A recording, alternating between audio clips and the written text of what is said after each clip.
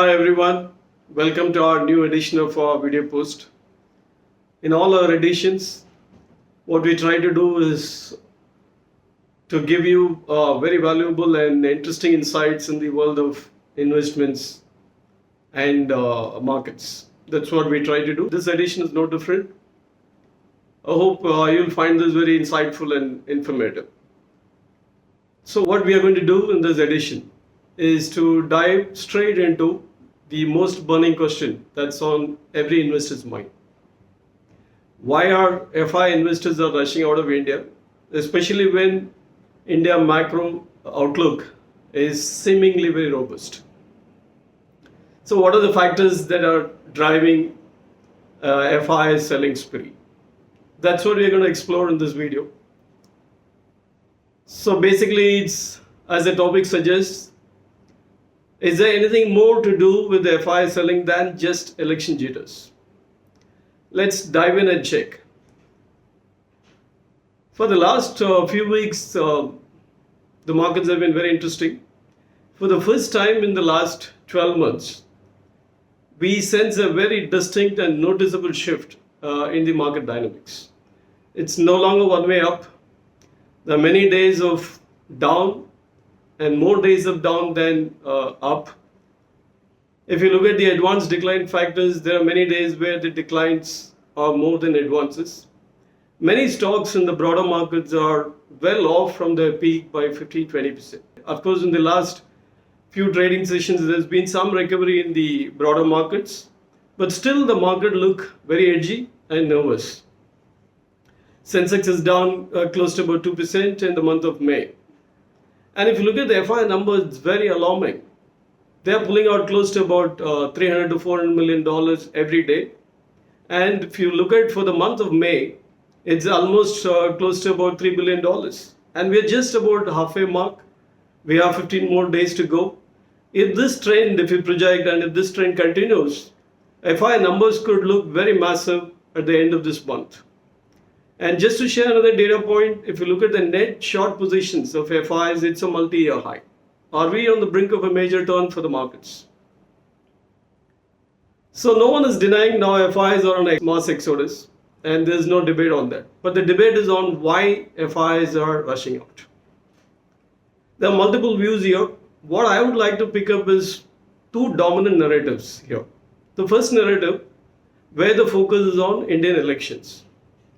The assumption here is FIs don't want to take the election risk or the event risk.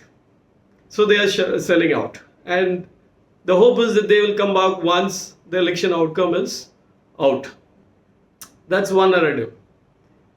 And the second narrative, which is more interesting, where the focus is on China trade. Here, the view is China trade is coming back because all the bad news is out. All the bad news is in the price, and investors are seeing China as an attractive market. If not structurally, at least tactically, it can give a good returns in the short term. This is probably the investors' view, FI's view on China. So which is true? Which way the wind is blowing? So for that, I think we need to dig out a little more data to figure out which way the wind is blowing. So now let's look at some of the data points. Let's look at the MSCI EM. And also MSCI EMX China index. MSCI EM is it's about 3.75% up, whereas if you exclude China and if you look at MSCI EMX China, it's just up by about 1.75%. That's one number. And if you look at the Hang Seng index, it's up by about 7% in this month. And at the same time, Sensex is down 2%. So overall, the numbers is telling you a story. The reallocation game probably is on. There is a lot more interest in China right now from FI's point of view than other markets. Probably, I think they're betting on a short-term recovery in Chinese markets. Does it mean Chinese problems are behind?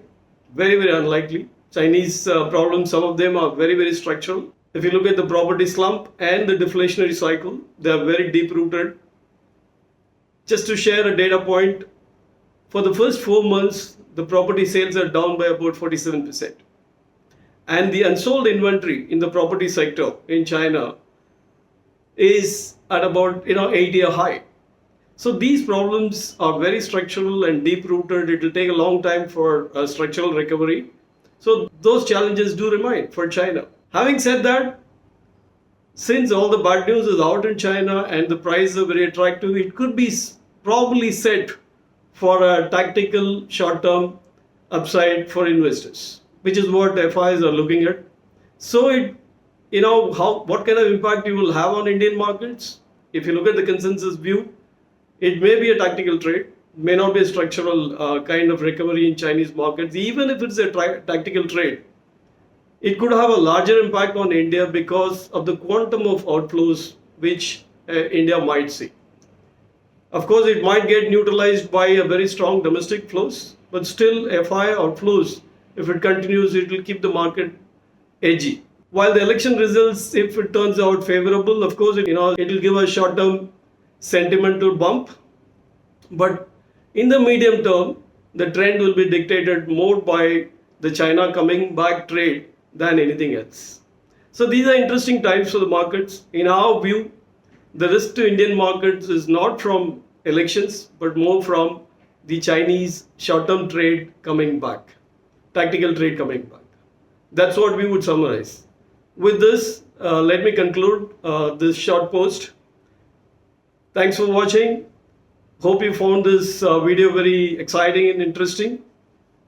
If you like this, please do subscribe to our YouTube channel for regular updates. And see you in the next. Happy value investing. Thank you. For more videos, subscribe to our YouTube channel for our regular updates and follow us on other social medias.